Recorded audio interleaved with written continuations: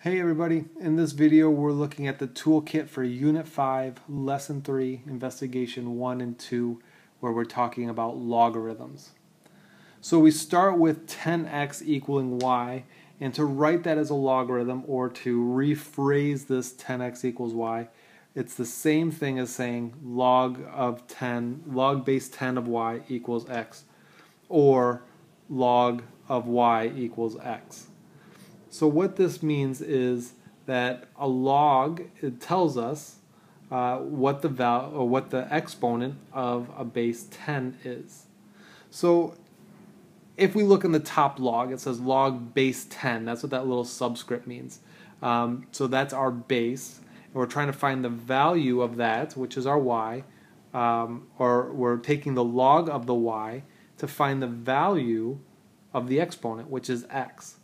So again, if we don't write it, if we have just log y of x, then we assume that base to be 10.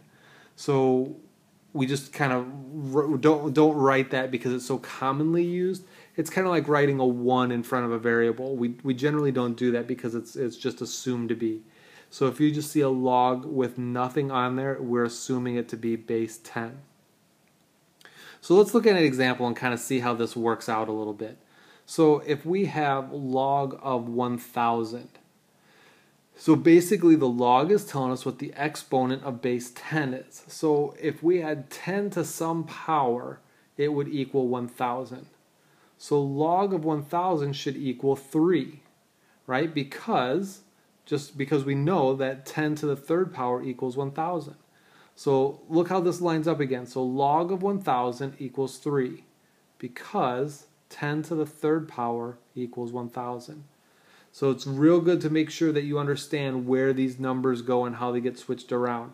And if you want to put the little base 10 in there for the log, you can put the little subscript of 10 in there, but you don't need to. The real thing to remember is that the 1,000, where the 1,000 and the 3 goes as you're jumping back and forth.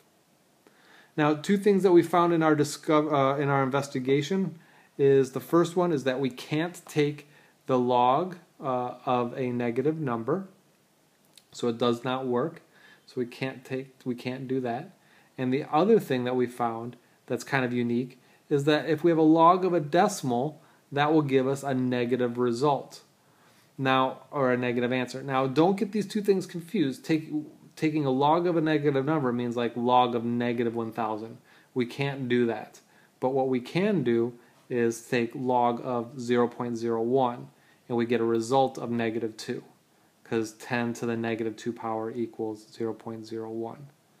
So, right, so just like we said, 10 to the negative 2 power equals 0.01.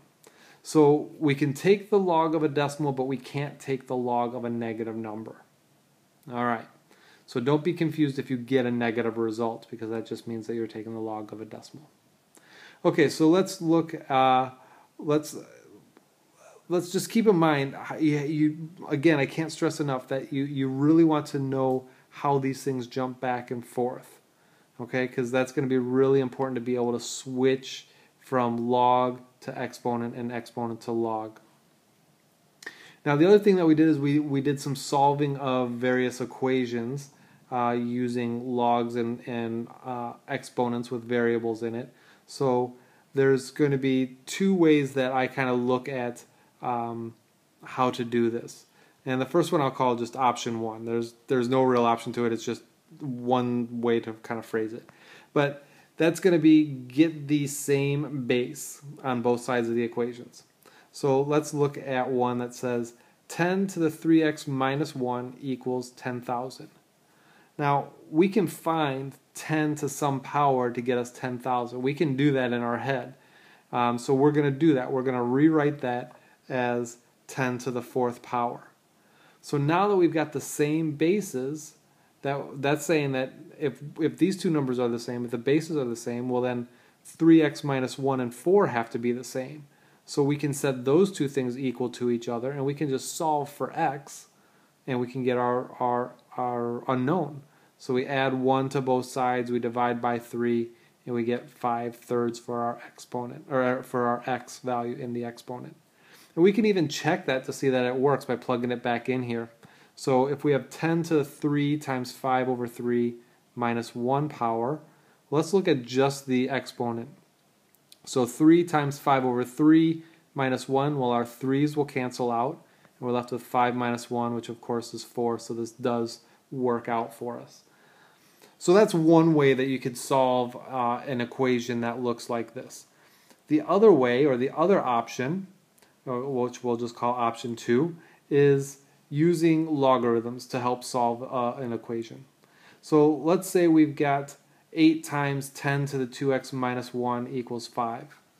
All right, so we still want to get 10 and that power, that exponent by itself. So we divide both sides by 8, and we get 10 to the 2x minus 1 equals 5/8. Now we're going to use the log, so we're going to kind of jump back and forth like we did up above, and we're going to look at the log of this thing. So we're going to use log y, which is 5/8, equals x, which is our exponent. So log of 5/8 is equal to our exponent, which is 2x minus 1. So in my calculator, I can punch in log of 5/8, and I get negative 0.2, and then on the right side, I still have just my equation. My exponent, 2x minus 1. So I'm just going to solve for my unknown now. I'm going to add 1 to both sides, and I get 0.8 equals 2x. Divide both sides by 2, and x equals 0.4. So again, we can plug this back in to check our answer, and if we put 10 to the 2 times 0.04 minus 1, that should equal 5/8. So if we simplify 2 times 0.4, that's going to be 10 to the 0.8 minus 1, and that's going to equal, let's make that a decimal, so that's going to be 0.625. So now, if we take 10 to the 0.8 minus 1, we get 10 to the negative 0.2, and what does that equal? Well, if I punch that into my calculator, I get approximately 0.630. Now the decimal goes on a little bit further, but that's a pretty close approximation to 0.625. So I think I could say that we have the solution that we need here.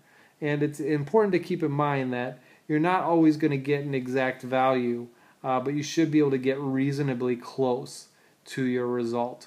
And that's going to happen if you're not going to straight up whole numbers, whole integers, with your exponents. So once you start getting into decimals, you're not going to get an exact value, but you should get pretty close. So I hope that helps kind of summarize the things that we did with logarithms, and I'll talk to you in the next video.